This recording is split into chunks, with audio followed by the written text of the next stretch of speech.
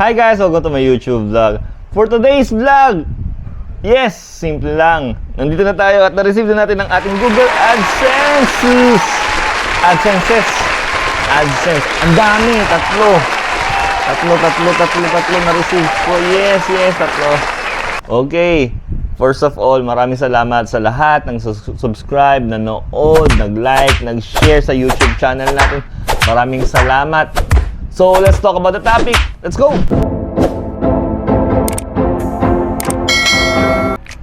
So, na-receive ko ng aking Google AdSense, which is like delay for almost 3 months. Gago!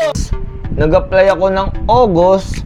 Dumating siya ng August, September, October. October siya dumating. Yung una kong AdSense, ayan, naipon. Kaya siya tatlo. Kasi 3 beses ako nag-request ng Google AdSense. So, ano mga mali ko kung ba't siya na-delay? First of all, yung delivery service ko, mali ako ng postal code. Instead na 1428, ang nilagay ko sa una kong postal code is 1400, which is yun lang. So, dapat pala talaga specific ka pupunta doon. Yun, so talaga mahigpit sila sa ganon. So, after ko ma-edit, naipon lang siya doon na naipon sa postal service. Tapos, nung na-edit ko na siya, ayun na na-edit ko na yung sending message. Kasi, isang message na lang, magano na ako magmamanual na ako na tawag doon, manual verification. Which is, okay din naman, pero syempre, mas madidelay. At saka mas maganda syempre, configure mo yung lugar mo. Kasi nga, Google AdSense to pera at pinapadala dyan. So, separate days, ayos din naman. So, ano mga question nyo? Kapag na-delay ba, tawag doon, at pinaresend mo, same ba yung PIN number? Yes, kinabahan ako nung pagka-open ko ng PIN. Akala ko kung hanapin ko dito kung ano yung PIN niya.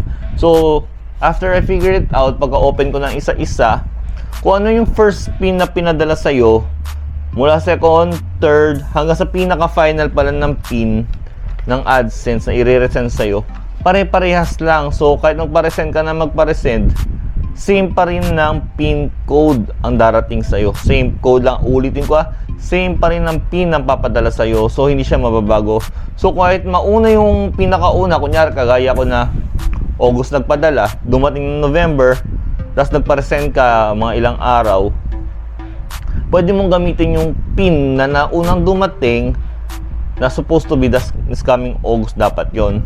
So, ayos din. So, ayun yung mga major question na natanggap ko or na-receive ko. Siyempre, diba? Ayun yung mga unang problema.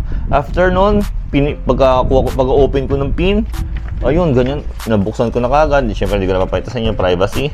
Ayan, nandyan na kagad yung PIN. Ayan, yung dulo lang papayta sa inyo. Ayun.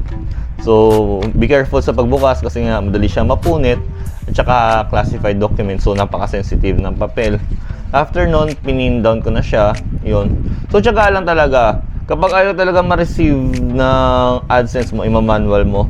Pero sa kagaya ko, ang nakita ko lang problema is mali lang ako nang nilagay na zip code. Siguro din yung zip code, tama yung address. Kasi talaga, hindi ka nila tatawagan ng postal message. Kaya dito sa may Pilipinas, hindi ka tatawagan. So talagang maghihintay ka kung ano. Magdudusa ka kapag mali ka ng postal code na nilagay. So dapat properly mo siya aayusin. So yun lang. Masaya ako kasi dumating na siya. So pwede na akong kumita. Sunod kong ayusin naman is yung bank statement, which is isasync ko yung Google AdSense ko, yung kinikita ko sa YouTube account, sa mismong bank. At saka nagkataon kasi dalawa YouTube channel ko, so nakasynchronize na siya sa isang Google AdSense. So walang problema na yun. So nagawa ko na yun. Ang gagawin ko na lang is yung sync yung bank account. So dito tayo nag-umpisa sa small room na to. So dito rin tayo magpo-post ng celebration, di ba? It's always celebrate where you came from. Dito tayo nag-umpisa sa mini vlog, sa mga dito tayo nagpo-food review. So dito tayo nag-umpisa. Hindi rin naman tayo dito magtatapos, pero dito tayo magse-celebrate. Ayun ang sinasabi ko. Always celebrate small success. Yun lang. So konting tiyaga lang, darating din ang Google AdSense ng iba.